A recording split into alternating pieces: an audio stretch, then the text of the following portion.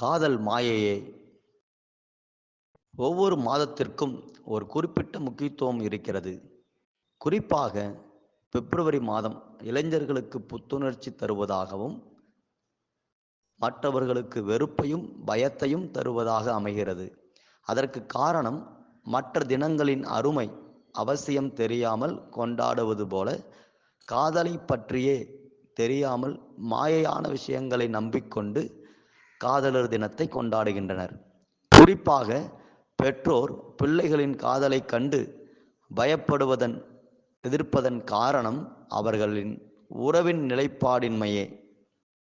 சமீப காலங்களில் திரைப்படங்களும் சமூக ஊடகங்களும் பிரதிபலிக்கும் காதலை பற்றிய மாயையான கருத்துக்கள் பருவ வயதினர் மற்றும் இளைஞர்களிடையே கீழ்காணும் தவறான புரிதல்களை ஏற்படுத்தி கேட்டின் பாதைகளில் வழிநடத்துகின்றன.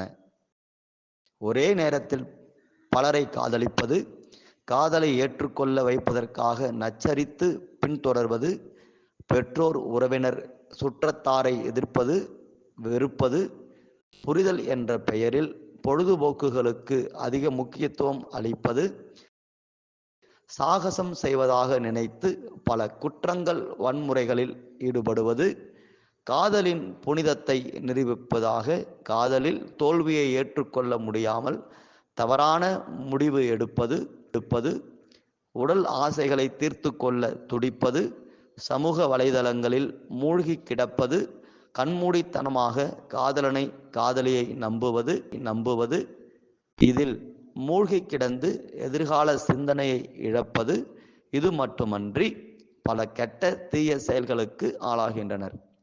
காதலின் போது நடைபெறும் மூளை நரம்பியல் மாற்றத்தை அறிந்து கொள்வதின் மூலம் காதல் என்ற பெயரில் இக்காலத்தினர் செய்யும் தவறுகளை அறிந்து கொள்ளலாம். உணர்ச்சிகள் பன்முகத்தன்மை கொண்டவை. ஒவ்வொரு உணர்ச்சிகளையும் நாம் வெவ்வேறு விதங்களில் வெளிப்படுத்தும் போது நமது நரம்பு மண்டலத்தில் சுரக்கும் ஹார்மோன்களில் ஏற்றத்தாழ்வுகள் ஏற்படும். அவ்வாறு மாற்றங்களை ஏற்படுத்தும் சுரப்பிகளில் கீழ்காணும் 4 சுரப்பிகள் முக்கியமானவை. செரட்டோனின் மகிழ்ச்சியை கட்டுப்படுத்துவது, டோபமைன் பழக்க வழக்கங்களை கட்டுப்படுத்துவது,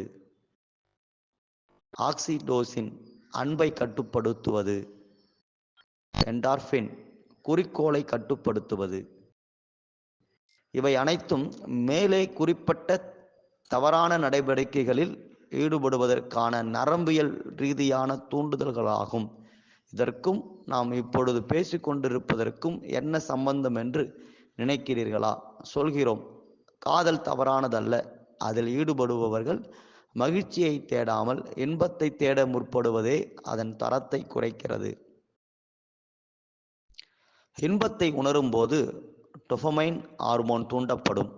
மகிழ்ச்சியை உணரும் போது ஆக்சிடோசின் ஹார்மோன் தூண்டப்படும். அதாவது மகிழ்ச்சி நிரந்தரமானது, இன்பம் தற்காலிகமானது. உதாரணமாக, எவ்வளவு பெரிய நட்சத்திர உணவகங்களில் உணவருந்தினாலும் தாயின் கையால் சமைத்த உணவின் சுவைக்கு ஈடாகாது. எப்பொழுது நினைத்தாலும் அதன் சுவை நாவில் தவழும். அதே நேரத்தில் போதையை தரக்கூடிய மதுவோ பிற போதைப் பொருட்களோ அதனை உபயோகிக்கும் போது மட்டுமே சுகம் தந்து உடலுக்கு தீங்கு விளைவிப்பது மட்டுமின்றி அதையே சார்ந்திருக்கச் செய்யும் அடிமைத்தனத்திற்கு வழிவகுக்கும். மது ஆர்வம், தேடல், ஏக்கம், சார்ந்திருத்தல். காதல் பேச பழக ஆர்வம், பேசும் பழகும் நேரத்தை கூட்டும் உறவு தேடல். மற்ற விஷயங்களில் கவனம் குறைந்து எப்பொழுதும் அவர்களையே நினைத்து ஏங்குதல். அவர்களை தவிர வேறெதையும் சிந்திக்க விடாமல் மழுங்கடிக்கப்பட்ட சார்பு நிலை. இஸ்ரவேலுக்கு மிகப்பெரிய இரட்சகனாய் வரவேண்டிய சிம்சோன் தெலீலாள் என்னும் வேசியின் காதலில் அடிமைப்பட்டு கிடந்ததால் தேவனது திட்டத்தை நிறைவேற்ற தவறினான். 3 முறை அவளது சதித்திட்டங்களை கண்டபோதும் அவளது காதலுக்காக தேவ சித்தத்தையும் தனது உயிரையும் இழந்தான். காதலின் மீதான வேட்கையில் அவளது மடியில் சாய்ந்திருந்த வேளையில் அவனது பொக்கிஷமான தலைமயிரை அறுக்கிறதையும் அறியாமல் இருந்தான். ஆனால் அந்த வேசியோ அவனைப் போல் இல்லாமல் அவளது நாட்டின் மீது கொண்டிருந்த பற்றினை உறுதிப்படுத்தும் விதமாக அவனது காதலில் விழுந்து விடாமல் தன் மனதை கடினப்படுத்தி கொண்டாள். வேசி ஆழமான படுகுழி என்று உணர்ந்து உன் சிருஷ்டிகர்த்தாவை அடிக்கடி நினைத்துக்கொள் வாலிபனே. இதிலிருந்து இன்றைய இளைஞர்கள் தெரிந்து கொள்ள வேண்டியது என்னவென்றால், நமக்கு இருக்கிற பொறுப்புகள், கடமைகள் அனைத்தையும் கருத்தில் கொள்ளாமல் முழுவதுமாக பெண்ணின் மனதில் இடம் பிடிப்பதிலேயே கவனம் கொள்வது தவறானது. காதல் தவறானதல்ல. அதனை எப்பொழுது யாரிடம் பரிமாற வேண்டும் என்று விழிப்புணர்வில்லாமல் தனது அறிவையும் திறமைகளையும் வளர்த்து கொள்ள வேண்டிய வயதில் பெண்ணின் மனதை கவர்வதையே பெரிய குறிக்கோளாக கொள்வதே தவறாகும். இதனால் ஆண்களும் பெண்களும் விகிதத்தில் பாதிக்கப்படுகிறார்கள்.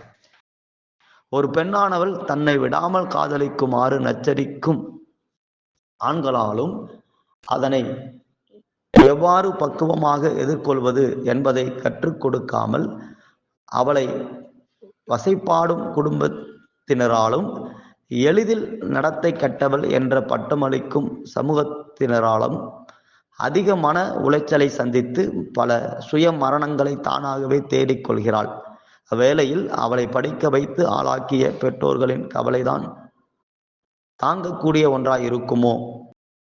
அதுபோல ஆண்களில் பலர் காதல் தோல்வியினால் போதை மற்றும் கஞ்சாவுக்கு அடிமையாகி வேலை வாய்ப்பை இழந்து எதிர்காலம் இல்லாமல் மனநிலை பாதிப்புக்குள்ளாகி சாலைகளிலும் வீதிகளிலும் ஆதரவற்று சுற்றித் திரிகிறார்கள். அவர்களின் சுகவாழ்வை எதிர்பார்த்து நம்பியிருந்த குடும்பத்தின் நிலைதான் என்ன? அவர்கள் படித்த படிப்பின் அர்த்தம்தான் என்ன? இழந்து போன உடல் மனநலத்தை திரும்ப பெற முடியுமா? சிந்தித்து செயல்படு வாலிபனே. நீதிமொழிகள் 7ஆம் அதிகாரத்தில் வாலிபர்கள் காதல் என்ற பெயரில் எப்படி வஞ்சிக்கப்படுகிறார்கள் என்று விளக்கப்பட்டுள்ளது. சௌந்தரியம் வஞ்சனை உள்ளது, அழகும் வீண். நீதிமொழிகள் 31:30. வாலிபனே, உன் இளமையில் சந்தோஷப்படு. உன் வாலிப நாட்களிலே உன் இருதயம் உன்னை பூரிப்பாக்கட்டும். உன் நெஞ்சின் வழிகளிலும் உன் கண்ணின் காட்சியிலும் நட. ஆனாலும் இவை எல்லாவற்றின் நிமித்தமும் தேவன் உன்னை நியாயத்திலே கொண்டு வந்து நிறுத்துவார் என்று அறி. பிரசங்கி 11:9. நாம் ஜெபிப்போம். பிதாவாகி தேவனே, மனிதர்களை நேசிக்கிற அன்பு தகப்பனப்பா, எங்கள் குறைகளை எல்லாம் நீங்கள் பார்த்தீங்கன்னா நாங்கள் நிலைநிற்க முடியாது ஆண்டவரே. இந்த நாட்களிலே வாலிபர்களுக்காக முகத்தை நாங்கள் பார்க்கிறோம் ஆண்டவரே. வாலிப நாட்களில் வருகிறதான எல்லா விதமான ஹார்மோன் பிராபலங்கள் நிமித்தம் பிள்ளைங்க இன்றைக்கு செய்வதறியாமல் நின்று கொண்டிருக்காங்க. செய்ய வேண்டியதை விட்டு வேண்டாததை செய்கிறதான ஒரு சூழ்நிலையில வாலிபர்கள் அப்பா வாழ்கிறதை நாங்கள் பார்க்கிறோம் அப்பா. காதல் என்கிற மாய வலை இன்றைக்கு பின்னப்பட்டு தொலைக்காட்சி மூலமாக, டிவி மூலமாக, திரைப்படங்கள் மூலமாக, இன்டர்நெட் மூலமாக தீமையானவைகள் நன்மையானவைகளை போல காண்பித்து கொண்டிருக்கிறாங்க ஆண்டவரே. அன்றைக்கு ஆதாம் ஏவாளுக்கு அந்த கனியை காண்பித்து அவர்களை புசிக்க வைத்ததை போல இன்றைக்கு பிசாசானவன் அதை காண்பித்து காதல் என்கிறதை நன்மையானது என்று சொல்லி காண்பித்து, அதுவும் படிக்கிற வயதில் ஸ்கூல் படிக்கிற பருவத்திலேயே கூட அந்த பிள்ளைகளை காதல் என்கிற மாய வலைக்குள்ளாக தள்ளி அவர்களுடைய சிந்தனைகளை சீரடித்து, ஒரு ஹார்மோன்களை சீரடித்து அவங்க வாழ்க்கையை எதிர்காலத்தை குறிக்கோள் அற்றதாக மாற்றி விடுகிற அந்த நிலைமை மாறும்படிக்கு நாங்கள் ஜெபிக்கிறோம் அப்பா. சர்வ வல்லமை உள்ள தேவனே, இறங்கும் ஆண்டவரே. வாலிப பிள்ளைகளுடைய மனநிலைமையில் ஒரு மாற்றம் வரட்டும் ஐயா. வாலிப பிள்ளைகள் இருதயத்தில் ஒரு மாற்றம் வரட்டும் ஐயா. ஒரு சிந்தனைகளிலே மாற்றம் வரட்டும் ஐயா. அவர்களுக்கு நல்ல புத்தி சொல்லக்கூடிய, நல்ல புத்தி ஆலோசனை சொல்லக்கூடிய அநேகரை எழுப்பி தாங்க ஆண்டவரே. வாலிப பிள்ளைகளுக்கு உங்க கரங்களில் ஒப்பு கொடுத்து நாங்கள் ஜெபிக்கிறோம் ஐயா. அப்பா, வாழ்க்கை சின்னாபின்னமாகி விடாதபடி, திசை மாறி போய்விடாதபடி ஆண்டவரை நேர்பாதையிலே நடக்க உதவி செய்யுங்க ஆண்டவரே. வாலிப பிள்ளைகளுக்கு விரோதமாக சாத்தான் வெறிக்கிற எல்லா கண்ணிகளும் திரைப்புண்டு போகட்டும் ஆண்டவரே. திட்டங்கள், அவனுடைய கண்ணிகள் மறைவிட தந்திர திட்டங்கள் கர்த்தருடைய நாமத்தினாலே நிர்மூலமாகட்டும் ஆண்டவரே. வாலிப பிள்ளைகள் நடுவாக ஒரு அசைவு எழுப்புதல் உண்டாகட்டும். வாலிப பிள்ளைகள் தேவனை தேடக்கூடியவர்களாக ஜபத்துல அப்பா இணைந்து குழுவாக இணைந்து ஜபிக்க கூடியவர்களாக அந்த வேத வசனங்களை தியானிக்க கூடியவர்களாக இயேசுவின் அன்பை பிறருக்கு அறிவிக்க கூடியவர்களாக வாலிபர்கள் மாறட்டும் ஆண்டவரே. வேதம் அழகாய் சொல்லுகிறது, திருமணம் செய்த பின்பு அப்பா மனைவியை நேசி, மனைவியோடு கூட காதல் செய் என்று வேதம் சொல்கிறது ஆண்டவரே. ஆண்டவரே அப்பா இன்றைக்கு ஆண்டவரே அப்பா படிக்கிற வயதிலேயே காதல் செய்து ஆண்டவரை தற்கொலை செய்து கொள்ளுகிற பிள்ளைகள், மனதிலே பாதிக்கப்பட்டு பைத்தியம் போல் அலையக்கூடிய பிள்ளைகள், அடிமைத்தனத்திற்கு உட்பட்ட பிள்ளைகள் ஆண்டவத்தினால குடும்பத்தில் பிரச்சனை, சமுதாயத்தில் பிரச்சனை ஆண்டவரே, எதிர்காலம் சூனியமாகிற ஒரு சூழ்நிலை, நன்கு ஒரு எதிர்காலம் நல்ல ஒரு பிரகாசமாயிராதபடிக்கு இருக்கக்கூடிய நிலைகள், இது எல்லாம் மாறணும் ஆண்டவரே. இது எல்லாம் மாறணும் ஆண்டவரே. கர்த்தருடைய நாமத்தினால சமுதாயத்தில் இந்த காதல் என்கிற மாய வலையினால் சிக்க சீரழிந்திருக்கிற வாலிபர்களை தேவன் தூக்கி எடுங்க ஆண்டவரே. பாப்பா அதுவும் குறிப்பாக படிக்கிற வயதுல சிக்கி சீரழிகிற வாலிபர்களை தேவன் தூக்கி எடுக்கும்படிக்கு நாங்கள் ஜெபிக்கிறோம் ஐயா. ஒரு கூட்ட வாலிபர்கள் ஆண்டவர் நீதியின் பாதையிலே நடக்கட்டும், வெளிச்சத்தை நோக்கி நடக்கட்டும், இருளின் வல்லமையில சிக்கிக் கொள்ளாதபடி, இருளில் விழுந்து விடாதபடி வெளிச்சத்தை நோக்கி நடக்கக்கூடியவர்களாக மாற்றுங்க. மீடியாக்களுக்காக நாங்கள் ஜெபிக்கிறோம். மீடியாக்கள்ல வாலிபர்களை சீரழிக்கக்கூடிய நிகழ்ச்சிகள் அல்ல, வாலிபர்களை சபைப்படுத்தக்கூடிய, வாலிபர்களை ஆண்டவரே அப்பா பரிசுத்தத்திற்கு நேராக நடத்தக்கூடிய அநேக நிகழ்ச்சிகள் மீடியாக்கள் மூலமாய் ஒளிபரப்பு பண்ணப்பட தேவன் உதவி செய்யுங்க ஆண்டவரே. ஆண்டவரே அப்படியே அந்த நாட்களில தொட்டு பேசுவது கூட ஆண்டவரே அப்பா திரைப்படங்கள்ல இல்லாதிருந்ததப்பா. இன்றைக்கு அப்பா திரைப்படங்கள் மூலமாய் அப்பா டிவி நிகழ்ச்சிகள் மூலமாய் எல்லா காரியங்களும் மனிதனுடைய அந்தரங்க காரியங்கள் கூட வெளியரங்கமாய் செய்யப்படுகிறது. நிமித்தம் பிள்ளைகள், குடும்பங்கள், வாலிபர்கள் சீரழிகிறாங்க. இப்படிப்பட்ட சூழ்நிலைகள் மாறும்படிக்கு நாங்கள் கேட்கிறோம் ஐயா. ஒரு பரிசுத்த சந்ததி எழும்பும் என்று சொன்னீரே, ஒரு யவன தலைமுறை எழும்பும் என்று சொன்னீரே. கர்த்தருடைய நாமத்தினால வாலிப தலைமுறை, யவன தலைமுறை, பரிசுத்த தலைமுறை ஆண்டவரை எழும்பி பிரகாசிக்கும் படிக்கு நாங்கள் கேட்கிறோம் ஐயா. அப்படி செய்கிற அன்புக்காக உமக்கு ஸ்தோத்திரம் அப்பா. இந்த வாலிபர்களுக்காக நாங்கள் ஒப்பு கொடுக்கிறோம், உத்தரவாதம் பண்ணுகிறோம். ஒரு கூட்ட வாலிபர்களும் ராஜ்யத்திற்கு நேராக திருப்ப அனுக்கிரகம் பண்ணும். இஸ்ரவேலை நான் உன்னில் மகிமைப்படுவேன் என்ற ஒரு வாலிபர்களுக்குள்ள மகிமைப்படுங்க. தானியல்கள் எழும்பட்டும், யோசேப்புக்கள் எழும்பட்டும், பவுல்கள் எழும்பட்டும் ஆண்டவர், யோவான்கள் எழும்பட்டும் அப்பா. வாலிபர்கள் நடுவாக செய்கிற அன்புக்காக நன்றி அப்பா. நம்முடைய கரத்துல கொடுக்கிறோம். இன்றைய வாலிபர்கள் நாளை தலைவர்களாய் மாற போறாங்க. இன்றைக்கு சபையில் இருக்கிற வாலிபர்கள் நாளை இது வருங்காலத்தில் ஊழியர்களாய் மாற போறாங்க.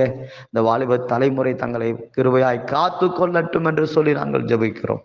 செய்கிறேன் காதல் இந்த மாய வாழையிலிருந்து வாலிபர்களை தூக்கி எடுங்க, பரிசுத்தப்படுத்துங்க, பயன்படுத்துங்க என்று சொல்லி நாங்கள் ஜெபிக்கிறோம் பிதாவே. ஆமென்.